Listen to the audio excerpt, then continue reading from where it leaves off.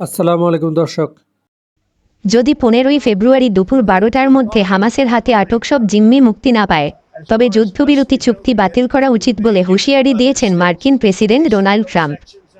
খবর জেরুজালেম পোস্টের। ট্রাম্প বলেন, যদি সব ইসরায়েলি জিম্মি শনিবার দুপুর 12টার মধ্যে মুক্তি না পায়, তবে আমি বলবো যুদ্ধবিরতি বাতিল করা উচিত।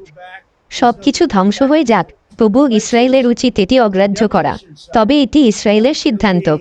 ট্রাম্পের এই মন্তব্য এমন এক সময়ে এসেছে যখন হামাস সামাজিক যোগাযোগ মাধ্যম টেলিগ্রাম অ্যাকাউন্টে জানিয়েছে 15ই ফেব্রুয়ারি জিম্মি মুক্তি স্থগিত করেছে কারণ ইসরায়েল চুক্তি ভঙ্গ করেছে।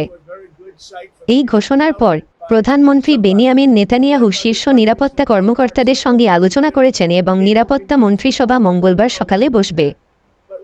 হামাসের কাশেম ব্রিগেডের মুখপাত্র আবু উবাইদা বলেন, গত 3 সপ্তাহে প্রতিরোধ বাহিনীর নেতারা ইসরায়েলের চুক্তি লঙ্ঘন অনুসরণ করেছেন।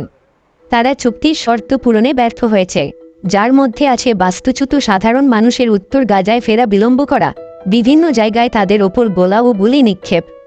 এছাড়া চুক্তি অনুযায়ী গাজায় ত্রাণ পৌঁছাতে দিতেও ব্যর্থ হয়েছে তারা। আরেকটি বিবৃতিতে হামাস বলেছে, জিম্মিদের মুক্তির জন্য এগিয়ে যাওয়ার দরজা খোলা আছে। এ পর্যন্ত মুক্তি পাওয়া জিম্মিদের বিনিময়ে ইসরায়েল শতাধিক ফিলিস্তিনি বন্দীকে মুক্তি দিয়েছে।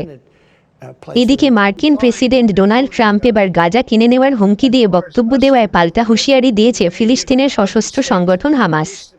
সংগঠন নেতারা বলেন, গাজা কারো সম্পত্তি নয় যে এটা কেনাবেচা যাবে। ট্রাম্পের বক্তব্য ছিল, তিনি গাজা কিনে নিতে ও এর মালিকানা পাওয়ার অঙ্গীকার করেছেন। এই বক্তব্যের পর হামাসের রাজনৈতিক শাখার সদস্য ইজ্জাত আল-রিশেক বিবৃতিতে জানান, ট্রাম্পের পরিকল্পনা অবাস্তব।